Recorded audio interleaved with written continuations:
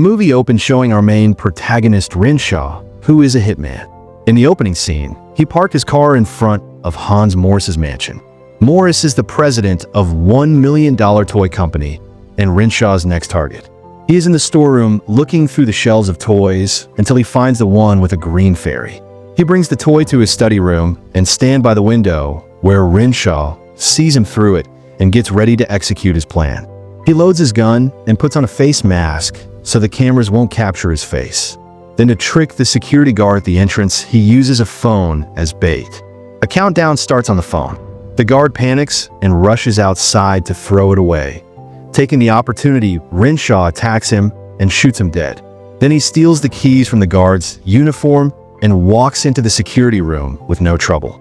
After disabling the CCTV cameras, he confidently takes his mask off and walks to the study room. On his way, he comes across another security guard who he kills with little to no effort. Following that, he walks into the room and kills Morris with 2 bullets to his chest and 1 to his forehead. After making sure he is dead, Renshaw picks up the green fairy from earlier as a souvenir for himself.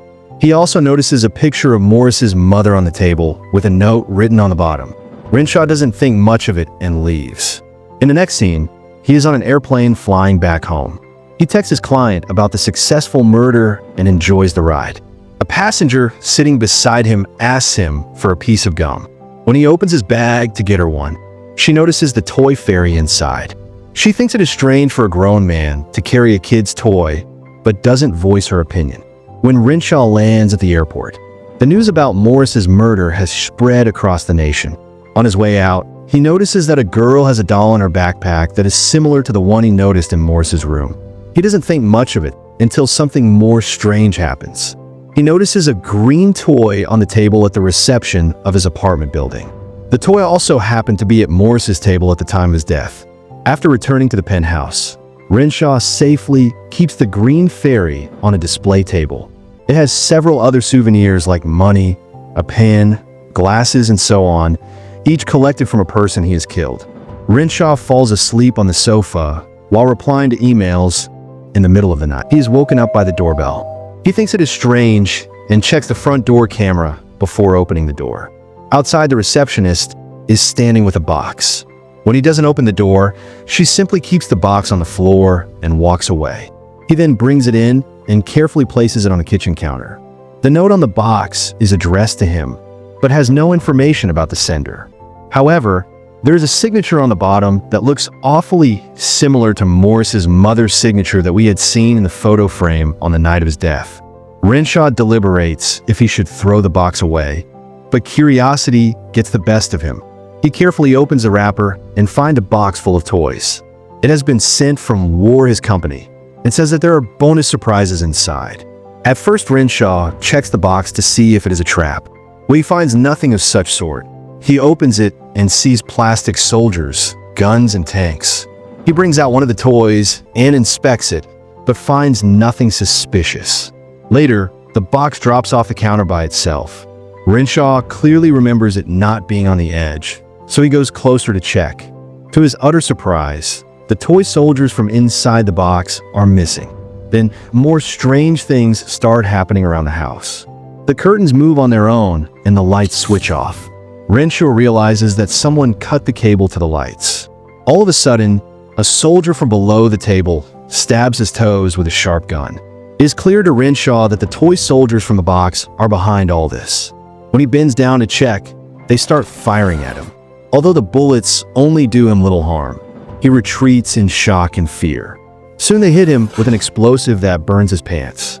Renshaw registers that the soldiers are tiny but very dangerous as they continuously lay fire at him. He manages to run to the bathroom and lock himself in. His knee is severely injured and he has many bullets stuck to his skin that are harmless but still hurt. Then Renshaw uses a hand mirror to check what's going on in the living room. To his dismay, they are firing at the light bulb so the room would go dark. When the soldiers notice him, they throw a cannonball towards him that breaks his mirror. Agitated Renshaw goes to his room from the other door and retrieves his gun. He uses it to threaten them and get to the kitchen from the cabinet. He brings out a rifle and showers them with several rounds of bullets. Suddenly, Everything goes silent as the soldiers back off in fear. He flips the entire couch over and sees their dead bodies lying beneath the surviving ones. Help the others and get them on a jeep. Renshaw watches and are not being able to believe his eyes when he registers that they're about to run away. He steps on as many soldiers as he can. Some continue firing at him, but when Renshaw shoots them, the vibration from a single bullet knocks them out. However, the attack doesn't stop there. 3 Army helicopters emerge from under the table and launch towards him. They attack him with a cannonball, but he somehow dodges it. Yet they overpower him by showering him with missiles. Renshaw quickly rushes to his bedroom and locks himself in. He looks into the mirror and is horrified to see many cuts and bruises on his face. He puts alcohol on it and dresses the wound to his best. Before he knows it, a huge bottle bangs on the bathroom door, making a hole through it. An helicopter enters the room and continues attacking him. Having had enough, Renshaw catches it with a towel and bangs the toy to the ground. Following that, he flushes the remains down the toilet. But the soldiers refuse to give up. At last, he drops a plugged-in hairdryer into the water and finally kills them. He decides to spend the rest of the night in the bathroom where his safety is ensured. Later, he stitches the wound on his thighs, even though it is very painful. A few hours later, a shadow appears beneath the door. A soldier from outside leaves a note for Renshaw, asking him to surrender. The man is amazed by the toy's smartness. He in turn writes, "Screw you" on the paper. When he goes to put it back, he realizes that it's a trap. A group of soldiers with tanks are ready to fire at him. The impact makes many more holes in the door, leaving Renshaw in the range of fire to save his life. He climbs outside the window, but can hardly escape from the 14th floor of the building. He somehow manages to carefully walk towards the balcony. But just then another helicopter attacks him because he is on the edge. The soldiers are seconds away from pushing him off. At that very moment, Renshaw fires a single shot that crashes the helicopter. When he gets back on the balcony, he finally sighs of relief. Inside, more soldiers are pointing the cannon at the window, waiting for him to return. A while later, he thinks of a plan.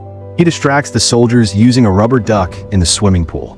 Then he attacks them with a fire extinguisher from the other side as they try to run away. Another group of soldiers catches his attention. They circle around him on a jeep while firing repeatedly. Renshaw uses a lighter and a spray to create a flamethrower and burn them alive. He even gets a knife and chops their bodies into pieces out of anger. Following that, he returns to the group that is fighting the fire extinguisher and smashes them with a box. At last, all the soldiers are killed. Renshaw lies down with the burnt plastic and moves it around to make sure all of them are dead. He counts them and matches them to the number on the box. When the numbers match, he is finally relieved, but he forgets to consider the bonus surprise that was written on the back of the box. He drinks and takes a swim to relax. Suddenly, someone cuts his wrist from inside the water. He instantly comes outside and sees that he needs immediate stitching. He uses a needle and a thread and stitches the cut to the best of his abilities. Then he decides to leave the penthouse so the remaining soldiers wouldn't attack him again. But what he doesn't know is that the trouble has followed him inside the elevator. Suddenly the lights go out and the buttons panel breaks, ensuring that Renshaw doesn't open the elevator door at his will. He uses a flashlight to look around, but sees no one. When the panel flashes again, he notices a single commando inside it. The toy runs out of the elevator through a missing ceiling panel as Renshaw follows him behind. He notices that the elevator is stuck and he has no way to escape. As a last resort, he jumps on top of the second elevator. He removes a ceiling panel and enters inside, happy that he is finally safe. But his happiness doesn't last long when he realizes that the commando has followed him inside. The toy uses a knife to stab Renshaw repeatedly, but because of the size difference, it does him little to no harm. Renshaw then catches the commando and puts him in between the elevator doors. The doors crush his head, killing him at last. Renshaw smiles at the toy's headless body, but soon discovers that it is attached to an explosive. The bomb detonates, killing him in the process. We see a sticker attached to the toy box that says the box consists of a commando and a thermonuclear weapon as bonus gifts.